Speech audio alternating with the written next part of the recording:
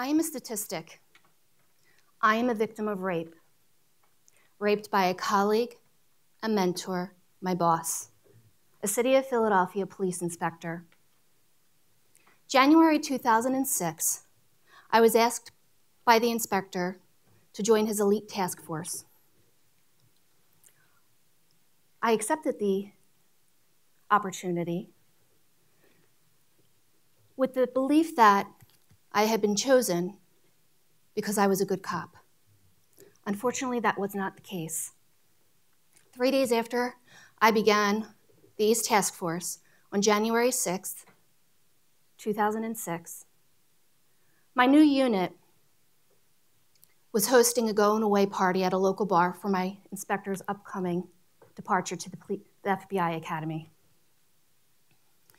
The night started off like any other. We danced, we drank, we shared cop stories, until it shifted into a direction that I personally or professionally was not prepared for.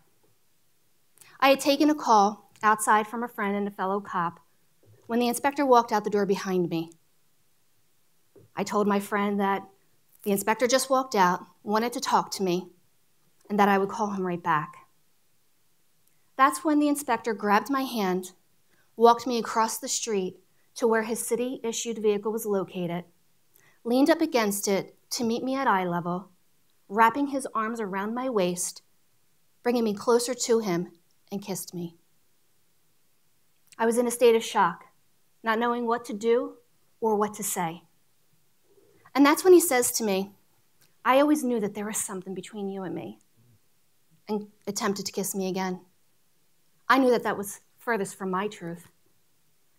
I pulled away and said, "Listen, it's really cold out here. Let's go back inside before people start wondering what we're doing." He said, "Okay, make sure you tell me when you're going to leave later on tonight." Feelings of terror, anxiety, nervousness, uncertainty coursed through my body the moment he said those words. As I walked back into the bar, I scoped out an exit route, only to discover that the only way out was the front door. So I made the decision to head to the bathroom, call my friend back, let him know what happened, and try to come up with a plan to leave the bar without being seen. Unfortunately, my plan didn't work. As I stood in front of the sink, still on the phone with my friend, the door opened and the inspector peeked his head in and reminded me, "Don't forget to let me know when you're leaving." That wasn't an option for me. So I made the decision to stay on the phone, grab my jacket and car keys, and run directly to my car. That's when the inspector came out behind me. Before I could get the car turned on, drive away, he grabbed my hand, pulled me into his city-issued white Dodge Durango, and sexually assaulted me. Since that horrible night in 2006, I've done some pretty incredible things.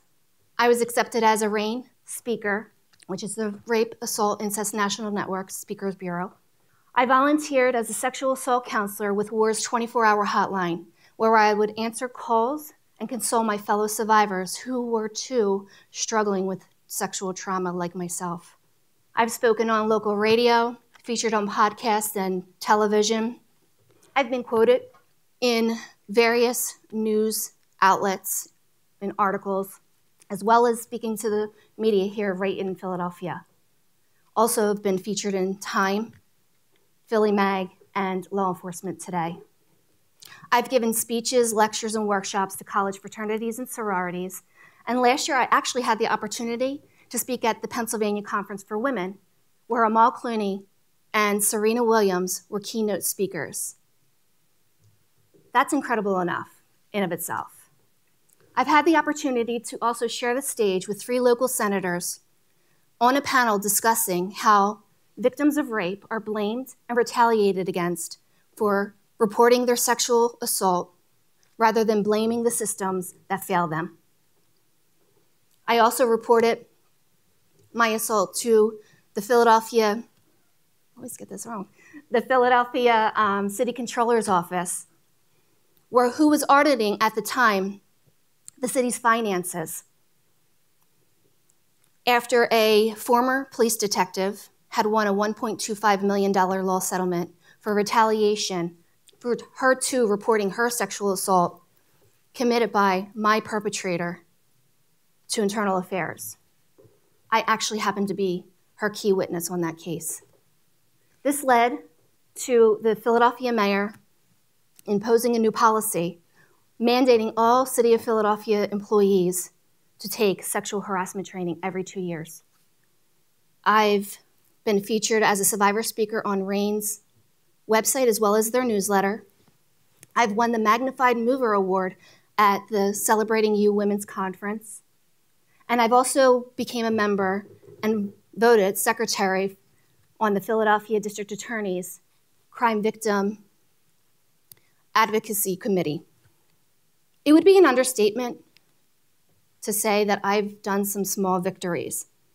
However, what you may find interesting is the fact that the majority of these victories only happened after 2015. It literally took me 9 years to finally get the ball rolling. And maybe you're thinking, what was she doing all that time that prepared her to be able to take such huge leaps? My answer is, it's not necessarily what happened, but that one single moment in 2015 alone that changed the course of my recovery and drove me to thrive. April 2015, I was invited to speak at the Take Back the Night event during Sexual Assault Awareness Month. Honestly, it was a difficult decision for me to accept that. That's because I struggled with believing in myself as well as my story with the value of those who heard it, because here I am, a cop, raped by a cop. Nervous and afraid, I made the decision to draft up an email, accept the invitation, and hit the send button. Because years prior to that, I would get those same kind of emails asking me to speak, only to formulate my, I'm really interested in your opportunity, delete it before I hit the send button. But this time it was different. April 30th, 2015, I stood up at the mic in a public park, looking out at the audience only to find what I expected, a bunch of strangers. Although I thought that sharing my story publicly for the first time ever would be a huge leap for me in my recovery, I'd realized at that moment that the only people that mattered in that audience that day were my 3 kids. As I walked away, still in shock that I finally told my story publicly, my 5-year-old little daughter ran up to me, wrapped her arms around me, and whispered, "Mommy, I'm proud of you." My boys followed suit, embracing me and whispering, "Good job, Mom." For 9 years, I struggled. I was a shell of a woman. After being sexually assaulted by a man I looked up to, trusted, and thought I'd be safe. The thought of reporting him sickened me, because I knew that if I did, that I would be retaliated against. And ultimately, that happened in 2011 when I was fired by the city. Though there might have been hundreds of people in that audience that day, some believing me, some possibly doubting me, none of them mattered. What mattered the most was that my family believing in me. I realized I didn't need validation from the outside world. What I needed was the validation and support from my family. Those whom sexual assault victims love hold a close place to not only to their heart, but also to their mind. On April 30th, I learned that my family became my second conscience. They had the ability to be the voices that were outside of my own head, to provide the power to confront my trauma, override any doubt and fear about my assault, and motivate me to continue to share my story with wherever and whoever would be willing to listen. See, let me explain something to you. When a victim experiences sexual trauma, they lose a sense of trust and safety. It's destroyed, leaving them feeling alone to deal with the aftermath of and picking up the pieces of who they once were. All alone, questioning every single time their ability to heal and help others.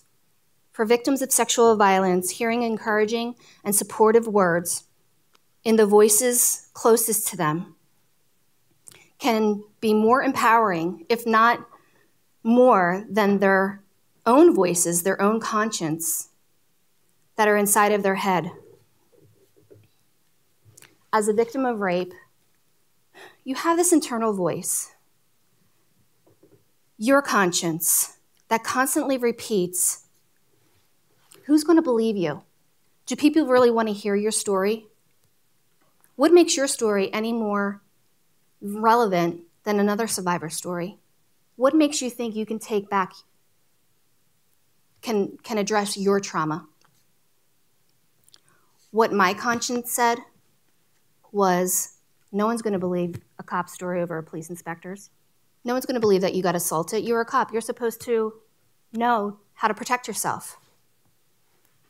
Your cop buddies are only going to think you're lying so that you can collect a paycheck. No one is going to believe that sexual violence happens in law enforcement agencies. These played over and over in my head for 9 years, keeping me playing small. When my daughter said to me, "Mommy, I'm proud of you," I found my superpower that day, my second conscience, that would gently whisper words of, keep going, stop doubting yourself, keep fighting. You're going to help. Your story is going to help so many other survivors out there. They would literally win the battle every single time. Even though I still struggled, there was now a voice outside of my head that had more value, more meaning than the voice inside of my own head. A voice saying, it's time to reclaim your life back. It's time to take your power back. Don't get me wrong, I took some small steps to not feeling like a victim. I reported my sexual assault to Internal Affairs. I've shared my story with people I trusted in a small circle of friends. But I knew that I wanted more. I knew I was just surviving. It was time for me to thrive. Time for me to finally feel free from the blame, shame, and guilt committed by another human being. Free from worry and a doubt from the voices inside of my head that were relentlessly replaying disempowering words. Free not to care about what other people thought of me or my story of survival. And all it took for me to feel that freedom that I craved so desperately for 9 years were these 5 words: Mommy, I'm proud of you. Even today, I continue to be fueled by words of encouragement from my children and my incredibly supportive husband, who are always and will always be my second conscience. Their words continue to motivate me and embrace me to explore having more uncomfortable conversations with anyone willing to listen and learn about sexual violence and the effects it has on its victim. Healing's not linear. Healing is an ever-evolving process for a victim of sexual violence. However, the key to healing is to have an arsenal of empowering words, a second conscience, if you will, created by those closest to you, like my daughter was for me, to encourage and motivate you to be able to move through your journey If you mean the world to someone, support them. Know just how important you are to them, how much courage it took for them to share their story with you, and how much power your voice has to become and can become their second conscience. I guess what I'm trying to say is you don't necessarily need to bear the burden of every sexual assault and rape victim in the world, but you can definitely have the power to empower those who mean the most of you. Because for a victim, if you can assume their role of a second conscience, you can make a difference of a lifetime of doubt and a lifetime of determination. Thank you.